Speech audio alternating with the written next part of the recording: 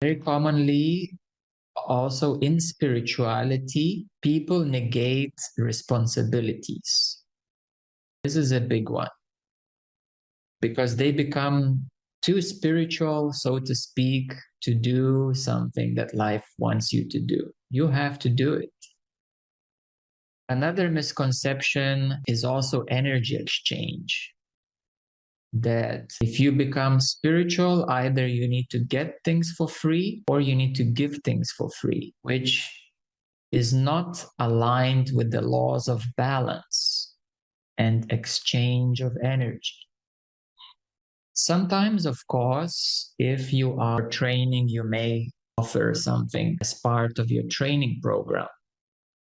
But then there comes a time when you need to remember the balance, especially in the Western society. This balance is extremely important. Of course, if we are speaking about poor countries and the works of non-profits, then yes, the people who are less fortunate, they need to receive something from those who are more fortunate. So in terms of manifestation, how do we find balance between physicality and the spiritual life? In all our years of teaching and helping people, we always emphasize to keep your feet on the ground. Some people ask, can I just move to India? Should I just leave my family? I hate my job. I want to leave it. And then I say, no. Why do you want to do this? Well, I just want freedom, people say. Or I really don't like this job. Well, then find another one. But until you find another one, if you haven't saved enough, you still need the current job, isn't it? It's only logical, only makes sense. So it seems many times when people become spiritual, they lose common sense of life. This happens so often.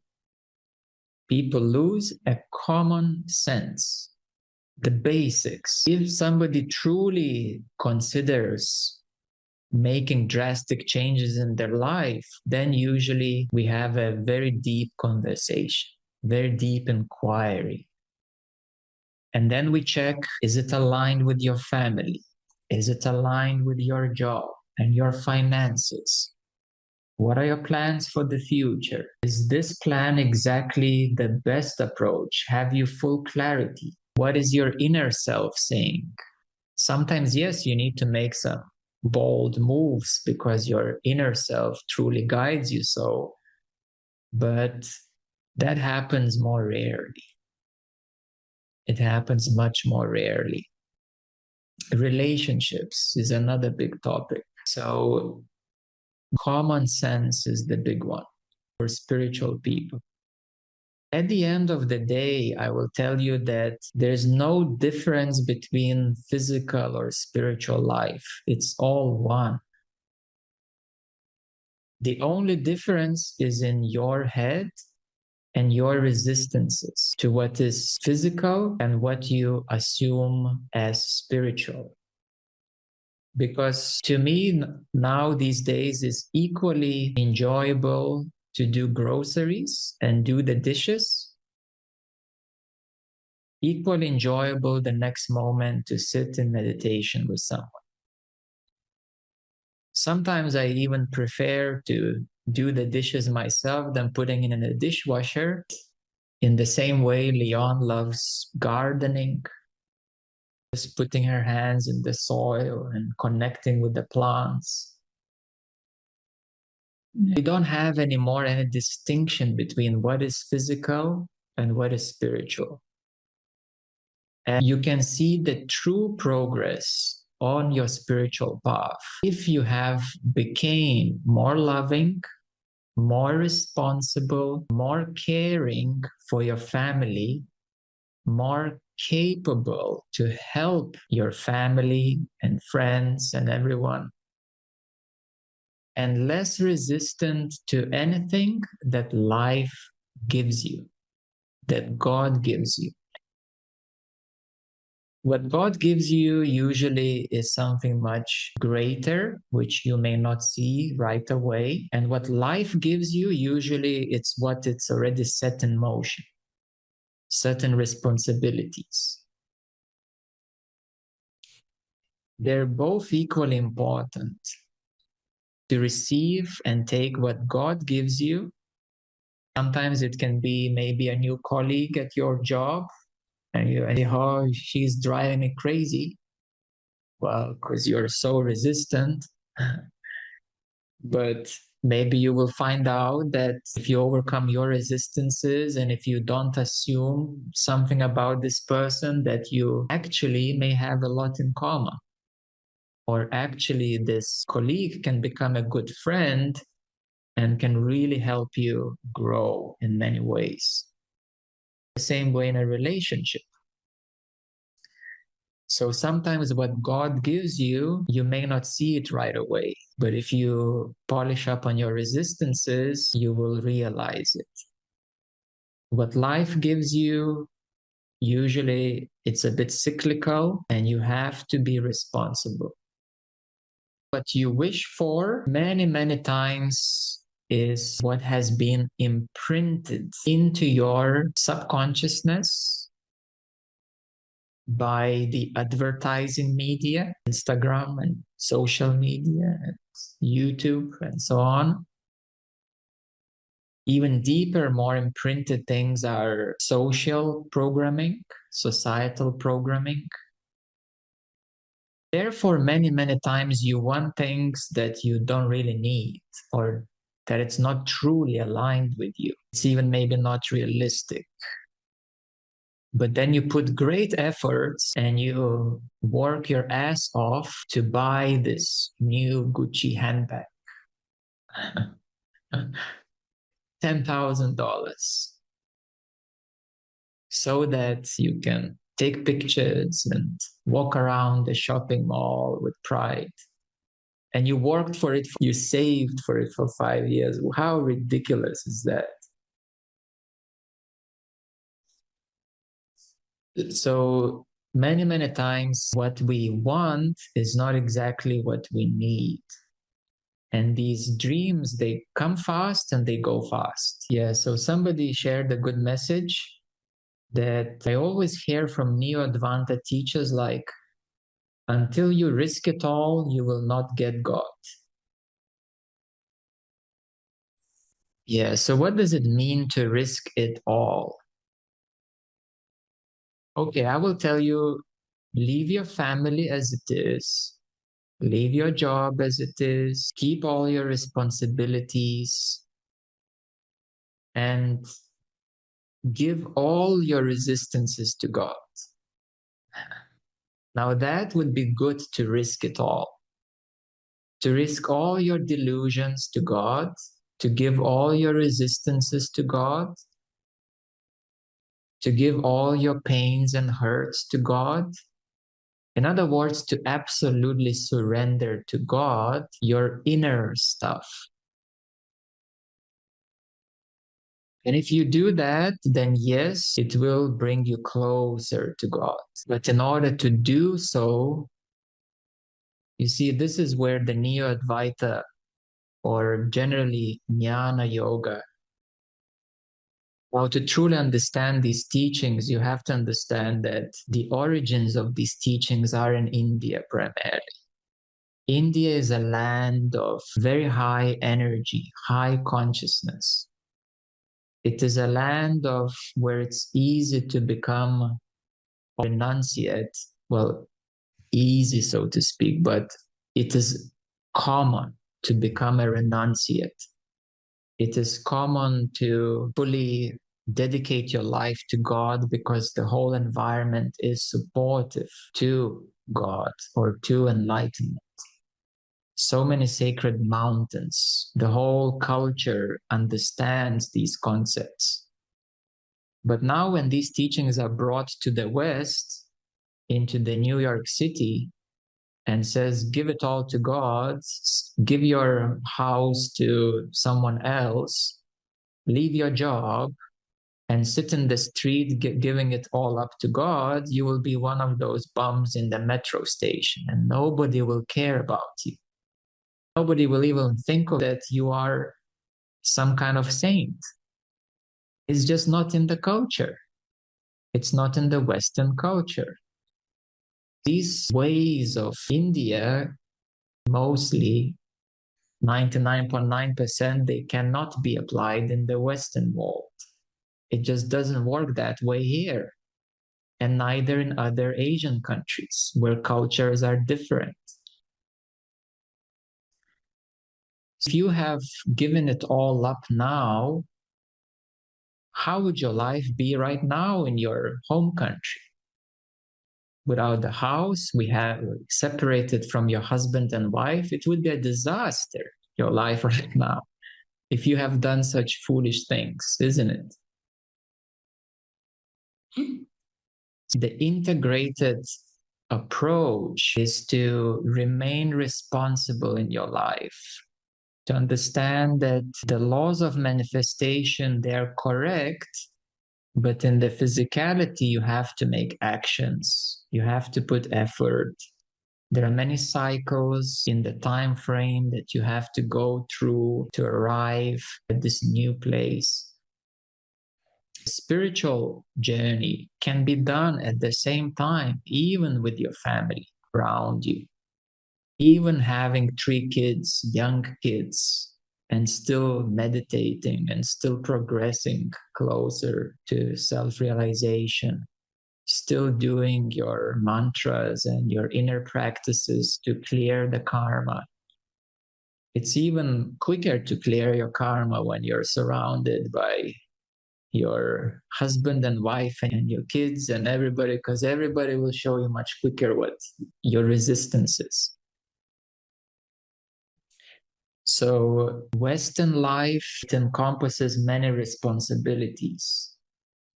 Indian life is culturally a bit different. Yes, there it is possible to live more renounced way of living. In the West, it's much more difficult. And in terms of manifestation, be responsible. Do what life gives you. And what I have witnessed with everyone, if you diligently complete this bit that you need to do, and then you do the next bit and the next bit, and if you consider the future goal where you want to arrive at, then yes, within a few years of with the perseverance, dedication, and hard work, you will get there. It is doable and possible. We have a teacher training course, a meditation, spiritual life coaching teacher training course, and helped many, many students to step into helping others, start giving private sessions and guiding others on the spiritual path. Many of our students do that. And some of them changed from being a life coach and now graded to being a spiritual meditation teacher or coach. Some of them have been psychologists and they have moved from that practice into spiritual coaching. So some people want to start helping others, but we tell them, make a website. Put your services on the website, list down the prices, this step and that step. And then they take 1 year to create a single one-page website. They take 1 year, while you can do this if you really want it in a weekend. For somebody who is good at computer, you can do it in 2 hours. But for somebody not so good, in 2 days, you can do it. And people take a year to make it. And then they ask, why is it not progressing so fast as I expected? Well, you have to take action and watch YouTube videos, tutorials. Nowadays, everything is on YouTube. You just write what you want to do, and there's a tutorial how to do it. I remember now There was a funny episode where a parent is asking a 7-year-old boy, do you know the date of the history when this happened? And the boy says, yes, I know. I can check it on Google. Well, these are the skills of today that you don't have to remember all that stuff. You can Google it, you can find it and figure it out and learn it. Just do it. So today's key message is that the spiritual clouds can only be grounded with physical actions. These new age concepts that by sitting on the couch, meditating, suddenly your new job will come and your loved partner will come from nowhere, even if you don't even go ever to a event, social gathering, you need to take those actions if you want something to happen. And how do you function at highest levels of consciousness? You become more functional. This is where the healthy enlightenment is.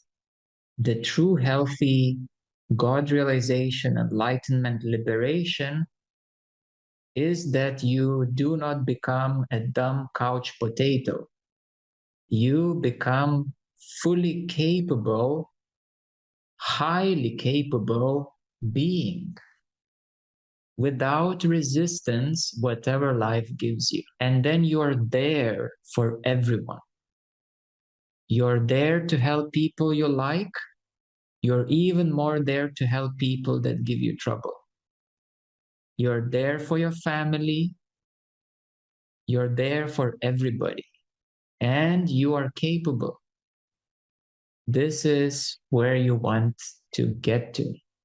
These are the healthy signs of enlightenment. Otherwise, it means that something is disbalanced within you. It means that certain your energies are still pulling you too much here or too much there, that some of your chakras are still blocked, that your kundalini is still like a wild horse moving you like dancing doll anywhere around, and you haven't mastered it yet. You haven't attained the power capacity to hold your kundalini. You know, any of these signs, procrastination and resistances, avoidances, and doing nothing, these are all signs of certain disbalances. Therefore, a truly fully conscious human being is a highly capable human being who can learn anything given, who is curious to learn always something new, and who does their best in any given situation with whatever is at hand, with whatever life presents. Whatever challenge life brings, a fully conscious human being takes it on, does the best, and moves forward. So, this is what is a true manifestation. And it's not about the grand successes, wealth and fame, or whatever. It's about being capable to take care of everything in your life. Isn't that the biggest manifestation at your hands right now and in the future? To fully take care anything that life presents you, that God gives you, and to not complain about what you don't like. So, in a summary, this is the greatest manifestation. And of course, as you progress to full consciousness, you will be more deeply aligned, you will be more truly connected with your inner self, you will become more authentic, you will become more real, and you will become more truthful, and highly capable. This is the blueprint of amazing humanity who can do everything, whatever God gives.